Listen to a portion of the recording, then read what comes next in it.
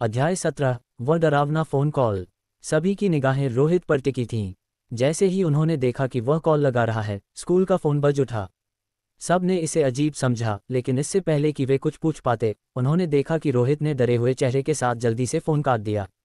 रोहित, क्या क्या हो रहा है? जब केशव ने रोहित को इतना डरा हुआ देखा तो उसका पूरा शरीर कांपने लगा। मुझे डराओ मत, हम सब तुम पर भरोसा कर रहे हैं। तुम मुझे बहुत अनिश्चित महसूस करवा रहे हो। कृपया मुस्कुराओ, मुझे वह जानी पहचानी मुस्कान दिखाओ जो तुम फिल्म देखते समय देते हो, ताकि मुझे कुछ हिम्मत मिले।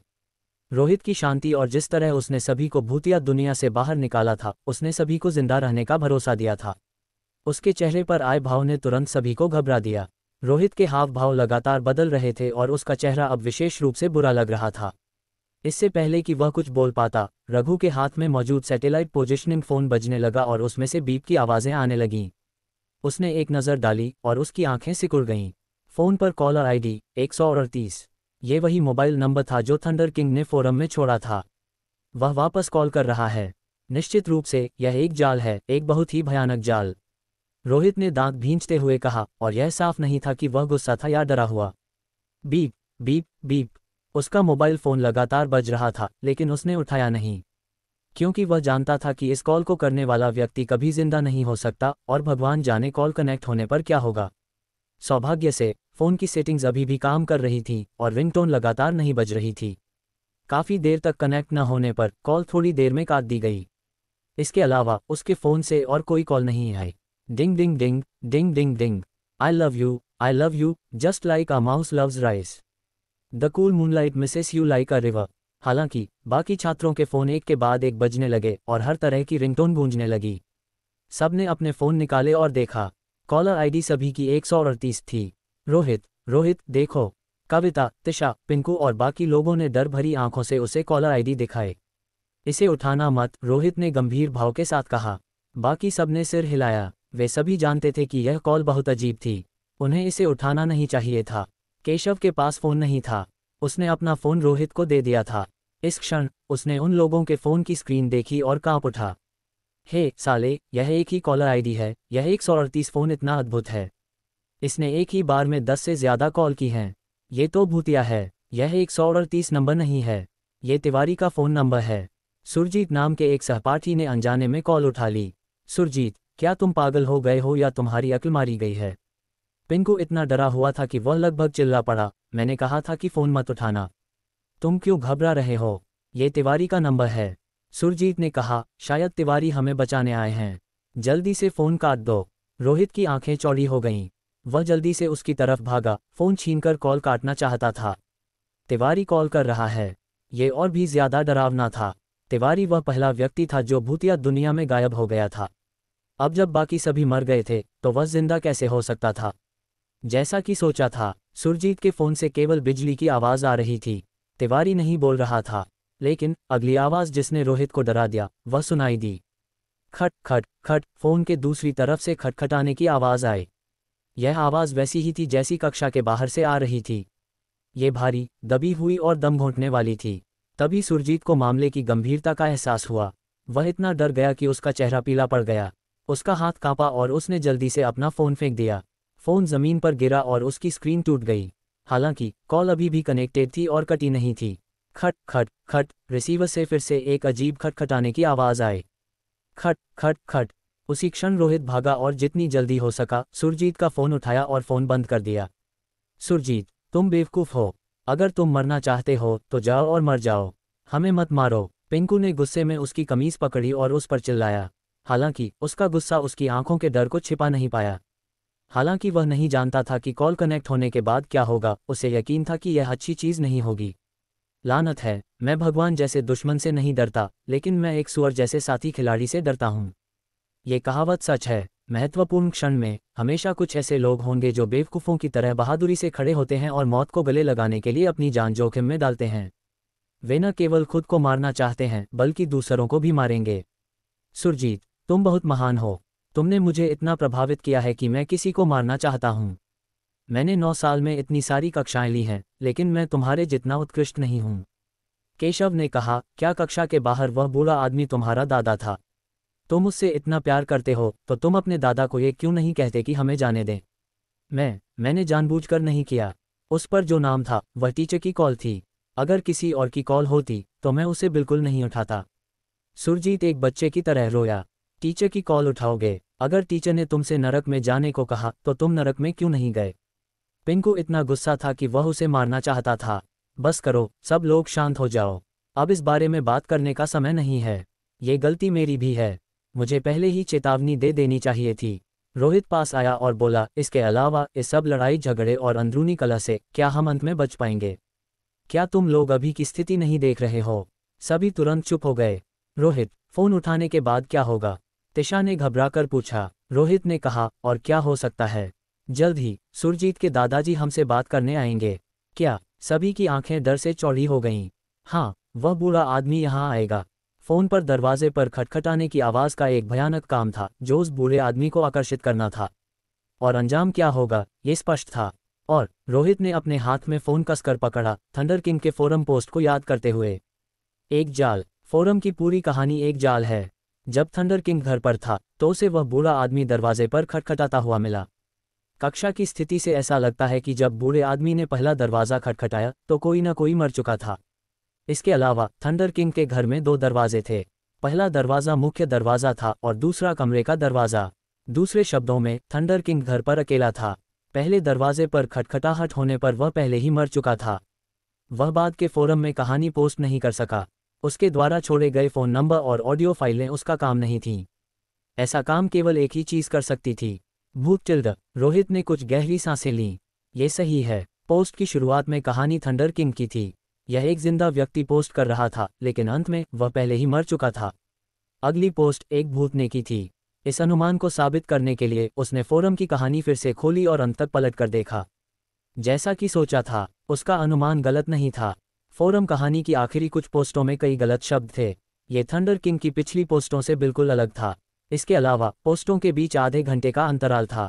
ये एक दुष्ट भूत द्वारा फैलाया गया एक श्राप था। जो कोई भी दरवाजे पर खटखटाने की आवाज़ सुनेगा उसे यह बुरा आदमी ढूंढ लेगा। इस मामले में इसका मतलब था कि पहले जो कुछ भी हुआ था उसकी पुष्टि हो सकती थी। इंटरनेट पर अगर मैंने अपने फ़ोन पर दरवाजे पर खटखटाने की आवाज़ सुनी तो बुरा आदमी मुझे ढूंढ लेगा। यह ऐसा है जैसे मेरे फ़ोन पर एक अदृश्य निर्देशांक टाइप किया गया हो। अगर मैंने दरवाजे पर खटखटाने की आवाज़ सुनी तो हकीकत में मैं तुरंत मर जाऊंगा, लेकिन जब मैंने टॉयलेट में ऑडियो फाइल खोली तो बुरा आदमी क्यों नहीं आया? रोहित के चेहरे पर पसीना आ गया था। वह सोच रहा था, वह बूढ़े आदमी के चलने के तरीके का पता लगाने और उसे कैसे मारना है ये सोचने की कोशिश कर रहा था। जिंदा रहने के लिए। अध्याय 18, मौत करीब। रोहित तेजी से बचाव का उपाय सोच रहा था, क्योंकि वह अच्छी तरह जानता था कि पिछली फ़ोन कॉल से आई दरवाजे पर खटखटाने की आवाज़ें उस बूढ़े आदमी को आकर्षित करेंगी। और एक बार जब वह बूढ़ा आदमी प्रकट हो गया तो अंजाम स्पष्ट था। फोरम, कहानियाँ, ऑडियो फाइलें, दरवाज़ा खटखटाता बूढ़ा आदमी और वह फ़ोन जिससे उसने कॉल किया था। सभी स्थितियां रोहित के दिमाग में टकरा रही थीं। यह एक गड़बड़ थी। वह नियमों को थोड़ा समझ गया था, लेकिन वह और कोई जानकारी नहीं निकाल पा रहा था। ये पहली बार था जब वह किसी भूत से मिला था। उसका पहले कभी किसी से संपर्क नहीं हुआ था। इतना आगे तक आ पाना भी उसके लिए बहुत था। वह अरब नहीं था जिसने भविष्य में होने वाली हर चीज़ को जानने का दावा किया था। रुको, अरब भविष्य? रोहित का भाव अचानक बदल गया। वह चर्मपत्र। अचानक उसने अपनी जेब से गहरे भूरे रंग के चर्मपत्रों का एक ढेर जल्दी से निकाला। रोहित, रोहित, देखो, वहां देखो। अचानक केशव ने कांपती हुई आवाज में स्कूल की दिशा में इशारा किया। रोहित ने देखने के लिए सिर उठाया और उसके हाथ पैर तुरंत ठंडे हो गए। कुछ 100 मीटर आगे स्याही जैसा गाढ़ा अंधेरा धीरे धीरे सब कुछ अपने में समा रहा था।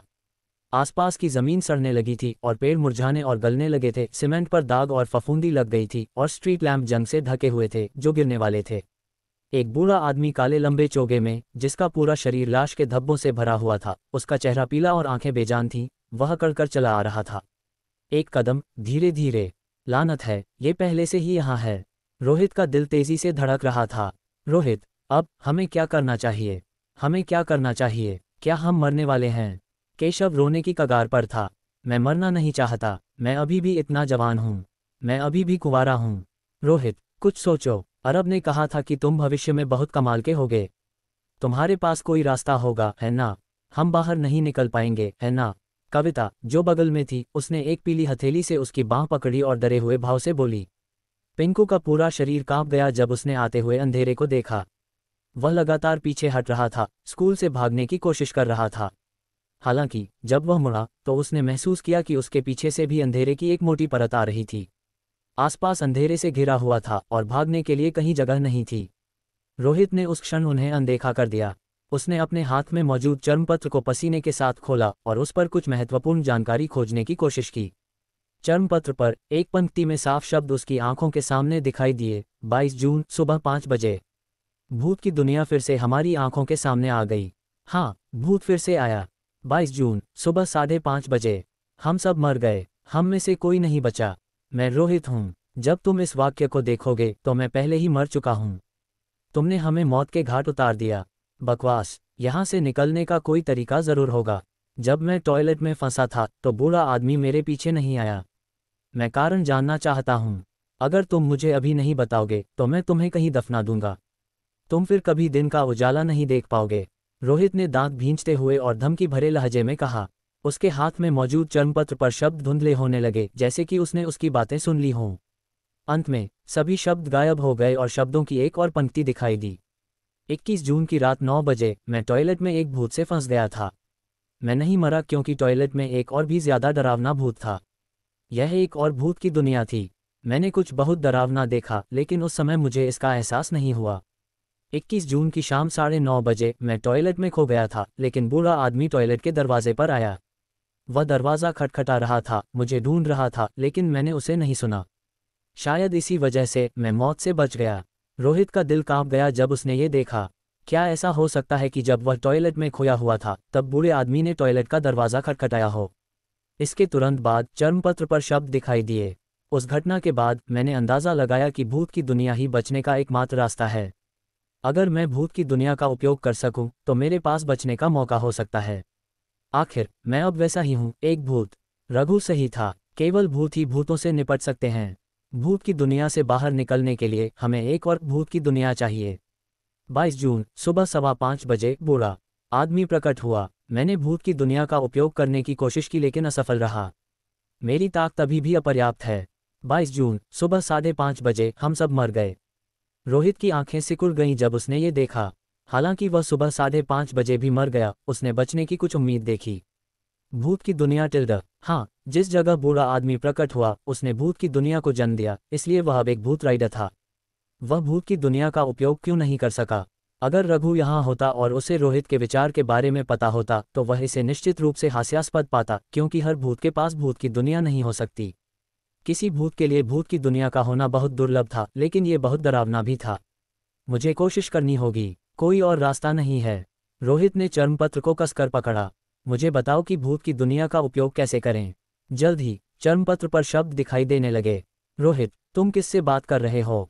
देखो, आसपास का माहौल असामान्य हो गया है। अब हमें क्या करना चाहिए? केशव इतना डर गया था कि वह रो रहा था। वह अपनी जान बचाने के लिए रोहित पर भरोसा कर रहा था। उसे डर था कि वह रोहित से कोई बुरी खबर सुनेगा। चुप रहो, मैं कोई रास्ता सोचने की कोशिश कर रहा हूँ। मुझे कुछ समय दो। रोहित का लहजा बहुत चिंतित था। उसने बूढ़े आदमी पर एक नज़र डाली। बूढ़ा आदमी अभी भी उनकी ओर बढ़ रहा था। वह उनसे 100 मीटर से भी कम दूरी पर था। वे चिंतित और डरे हुए थे और वह भी उतना ही चिंतित और डरा हुआ था। आखिरकार कोई मरना नहीं चाहता था। चर्मपत्र पर शब्द दिखाई देते रहे। 20 जून सुबह 5:20 बजे। मैं अपनी पहली विफलता से गुजरा और सोचा कि ऐसा इसलिए हुआ क्योंकि मेरे शरीर में भूत को पर्याप्त रूप से पुनर्जीवित नहीं किया गया था। अगर मैं कुछ और आंखें खोल सकता तो यह उपयोगी हो सकता था। आंखों की संख्या। रोहित के पास सोचने का समय नहीं था। सुबह 5:30 बजे तक अभी 10 मिनट बाकी थे। वह यहाँ मरना नहीं चाहता था, जैसा कि इस चर्मपत्र पर लिखा था। तुरंत उसकी बांह पर की त्वचा खुल गई और 5 खून जैसी लाल आंखें खुल गईं। हर आंख से हल्की लाल रोशनी निकल रही थी। सुबह 5:22 बजे मैंने आंखों की संख्या बढ़ाने का फैसला किया है। चर्मपत्र पर शब्द दिखाई दिए। तरीका, मुझे तरीका चाहिए। रोहित चर्मपत्र पर गुर्राया। अगर मैं मर गया तो तुम्हारी यह चीज़ भी पीछे छूट जाएगी। पहले तुम नहीं चाहते थे कि मैं इसे फेंक दूं, तो अगर मैं मर गया तो क्या तुम्हें लगता है कि दूसरे लोग तुम्हें उठाएंगे? चर्मपत्र पर शब्द फिर से धुंधले हो गए और आखिरकार शब्दों की एक और पंक्ति दिखाई दी। सुबह 5:24 बजे मेरे प्रयास के बाद मैंने अपनी बांह पर एक आंख खाई और सफलतापूर्वक एक आंख जोड़ी। 6 आंखों के साथ मैंने सफलतापूर्वक अपने भूत का उपयोग किया। भूत की दुनिया, मैं एक भूत जैसा बनता जा रहा हूँ। सुबह 5:30 बजे मैंने भूत की दुनिया नहीं खोली। हम सब मर गए, आंखें खाओ। रोहित ने अपनी बांह पर 5 अजीब खून जैसी लाल आंखों को देखा और दंग रह गया। लेकिन जब उसने आखिरी वाक्य देखा, जब हम सब सुबह 5:30 बजे मर गए, वह जानता था कि उसके पास कोई विकल्प नहीं था। इस क्षण अंधेरे ने उन्हें घेर लिया और आसपास का माहौल तेजी से अंधेरा हो गया। बूढ़ा आदमी उनसे 20 मीटर से भी कम दूरी पर था। चर्र, जिस क्षण अंधेरे ने उन्हें घेरा, पास के सुरक्षा कक्ष का दरवाजा धीरे धीरे खुला और एक पीली हथेली बाहर निकली। उनके पीछे की रेलिंग के बाहर एक धुंधली आकृति धीरे धीरे उस सड़क की ओर बढ़ रही थी जो अंधेरे में डूबी हुई थी। पास में कई मोबाइल फोन की रोशनी अंधेरे से हल्की हल्की चमक रही थी, जैसे कि पहले एक दूसरे से अलग हुए छात्र अपने फोन पकड़े हुए कदम कदम पर पास आ रहे हों। रोहित, केशव, पिंकू, कविता, तिशा, सुरजीत, हर कोई भूतों से घिरा हुआ था।